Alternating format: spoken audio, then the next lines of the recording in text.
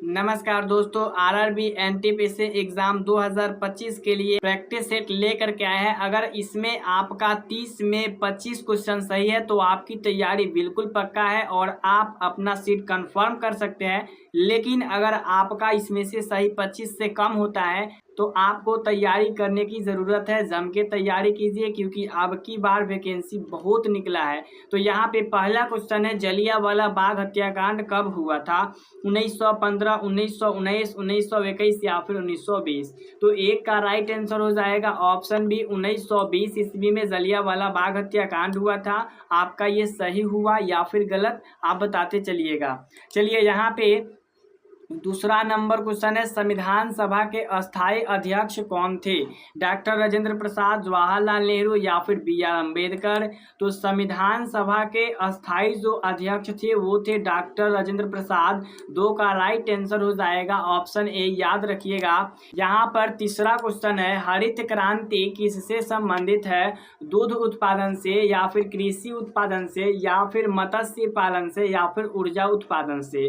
तो तीन का राइट आंसर हो जाएगा ऑप्शन बी, कृषि उत्पादन से हरित क्रांति संबंधित है। यहाँ पे चौथा क्वेश्चन है, भारतीय राष्ट्रीय कांग्रेस की स्थापना किसने की थी?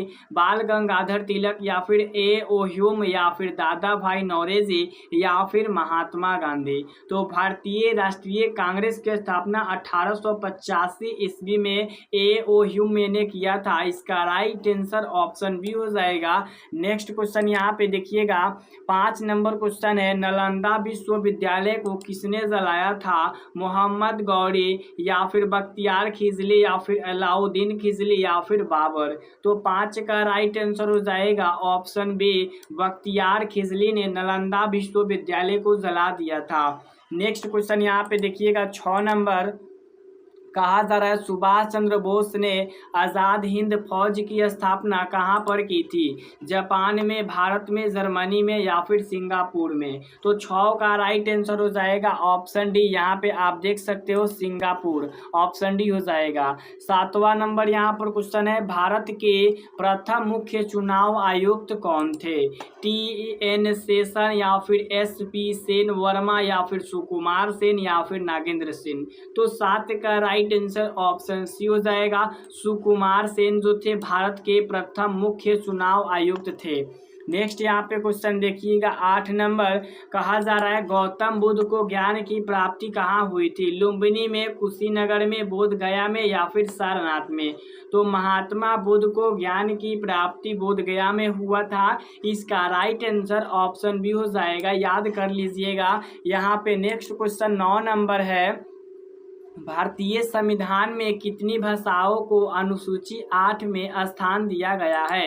तो भारत के संविधान में 22 भाषाओं को 8वीं सूची में स्थान दिया गया है। इसका राइट आंसर ऑप्शन बी हो जाएगा और सबसे पहली जो भाषा है वो हिंदी है। ठीक है, यहाँ पे 10वां नंबर क्वेश्चन है, भारत छोड़ो आंदोलन किस वर्ष शुरू हुआ था?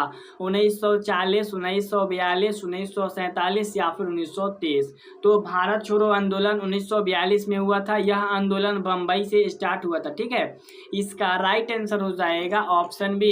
यहाँ पे नेक्स्ट क्वेश्चन देखिएगा 11 नंबर। ठीक है, 11 नंबर क्वेश्चन है, पंचायती राज व्यवस्था किस समिति की सिफारिश पर लागू हुई थी? अशोक मेहता समिति या फिर बलवंत राय मेहता या फिर एम पुंसी समिति या फिर नरसिम्हम समिति। ठीक है, तो 11 का राइट आंसर ऑप्शन बी हो जाएगा। बलवंत मेहता के सिफारिश पर जो है पंचायती राज व्यवस्था की समिति हुई थी। नेक्स्ट यहाँ पे क्वेश्चन देखिएगा 12 नंबर, सबसे भारी धातु कौन है?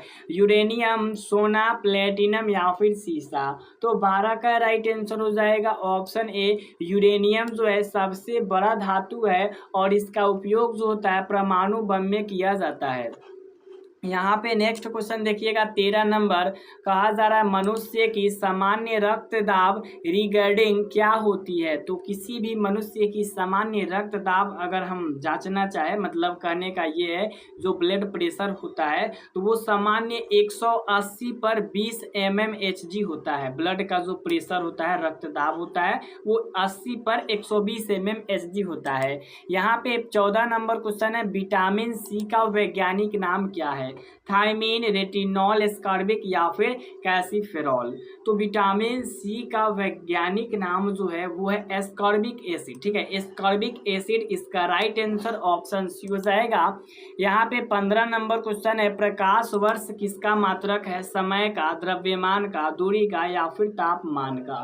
तो 15 का राइट आंसर ऑप्शन सी हो जाएगा, दूरी का। तो यहाँ पे आधा क्वेश्चन हमने कराया और बताइए आप लोग आधा क्वेश्चन में से आपको कितना याद था। चलिए 16 नंबर भी देख लेते हैं। 16 नंबर क्वेश्चन है, किस नदी को बंगाल का शोक कहा जाता है? तो यहाँ पे जिस प्रकार से बिहार का शोक जो है कोसी नदी है, उसी प्रकार से बंगाल का शोक जो है वो है दामोदर नदी, ठीक है। इस ऑप्शन में कोई भी ऑप्शन नहीं है, इस सारा ऑप्शन आपको गलत देखने को मिल जाएंगे, ठीक है, सारा ऑप्शन गलत है।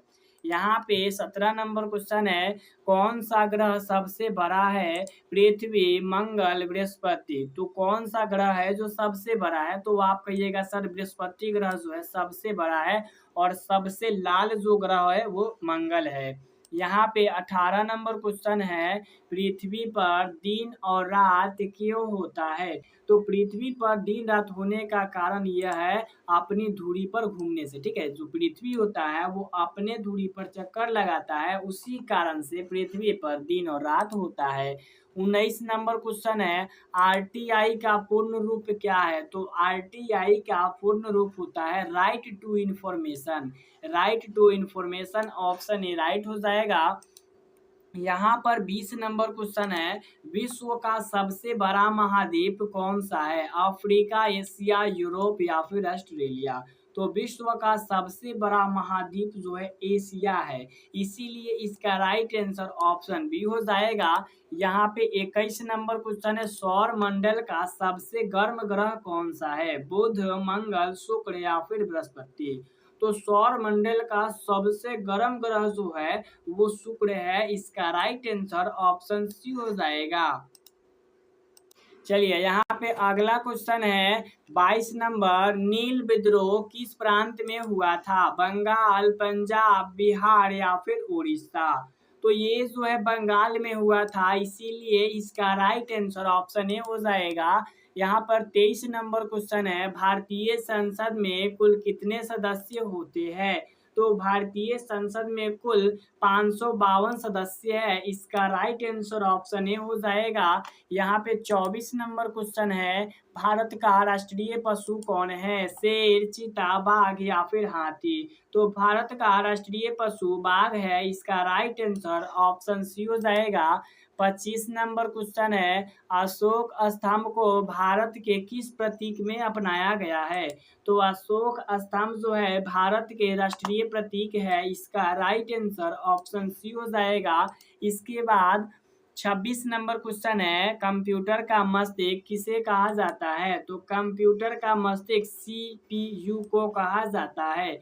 26 का राइट आंसर ऑप्शन ए हो जाएगा। 27 नंबर क्वेश्चन है, गुप्त काल को किस युग के रूप में माना जाता है? तो गुप्त काल को स्वर्ण युग के रूप में माना जाता है, इसका राइट आंसर ऑप्शन ए हो जाएगा। यहाँ पर 28 नंबर क्वेश्चन है, भारत का पहला उपग्रह कौन सा था? तो भारत का पहला उपग्रह आर्यभट्ट था, इसका राइट आंसर ऑप्शन बी देखने को मिल जाएंगे। यहाँ पर 29 नंबर क्वेश्चन है, जनगणना भारत में कितने वर्षों में होती है? तो जनगणना भारत में 10 वर्षों में होती है, इसका राइट आंसर ऑप्शन बी हो जाएगा। लास्ट क्वेश्चन है, जय जवान और जय किसान का नारा किसने दिया था? तो जय जवान और जय किसान का नारा लाल बहादुर शास्त्री ने दिया था, इसका राइट आंसर ऑप्शन सी हो जाएगा। तो कैसा लगा आज का ये वीडियो कमेंट में ज़रूर बताइएगा, और इसी तरह का प्रैक्टिस सेट अगर आप चाहते हो तो चैनल को सब्सक्राइब कर देना, वीडियो को लाइक ज़रूर करना। इसी के साथ मिलेंगे नेक्स्ट वीडियो में, तब तक के लिए जय हिंद, जय भारत।